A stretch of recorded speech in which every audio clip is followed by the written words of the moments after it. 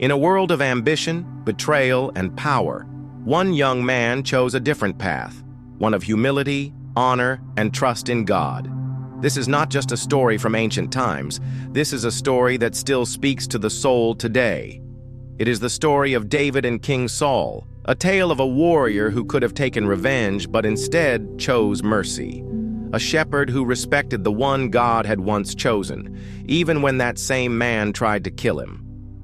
Let us journey into this powerful moment in biblical history and discover what it means to honor God by respecting those he has anointed. Saul's growing jealousy. King Saul had once been chosen by God to rule Israel. Tall, impressive, a man of battle, he looked the part. But his heart began to drift. Pride, disobedience, and fear crept in.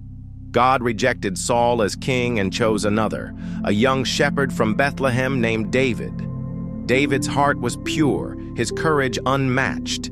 He defeated Goliath with nothing but a sling and a stone. He played music that calmed Saul's troubled spirit. He led armies and brought victories for Israel. But Saul's heart darkened with envy. The people sang, "Saul has slain his thousands, and David his tens of thousands." The king who once embraced David now sought to destroy him. Saul chased David through the wilderness, from cave to cave, city to city. His heart was consumed by hatred, but David, though wronged, never lifted his hand against Saul. Why? Because Saul was still the Lord's anointed. The cave at En-Gedi, mercy over revenge.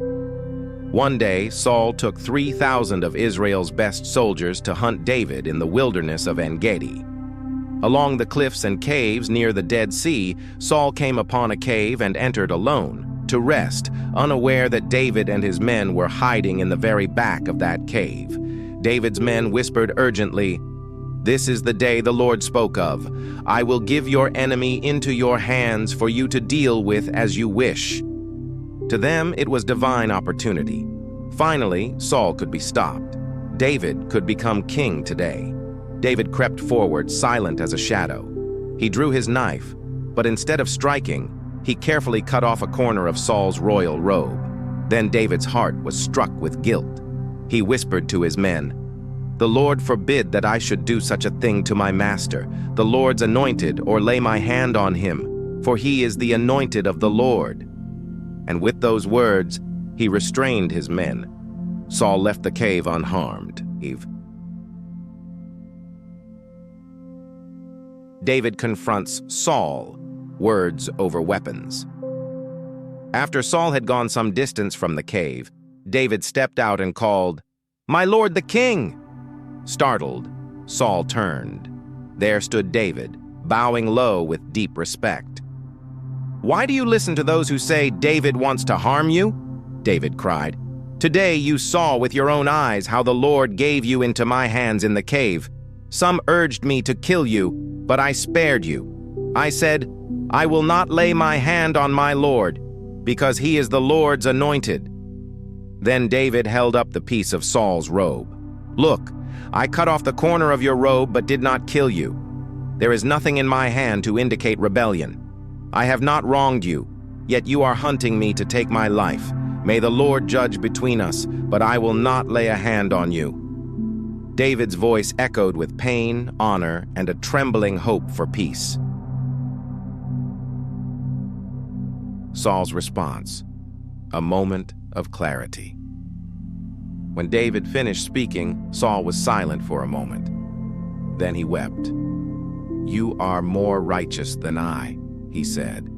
"You have treated me well, but I have treated you badly. You have just now told me how you did good to me. When the Lord gave me into your hands and you did not kill me.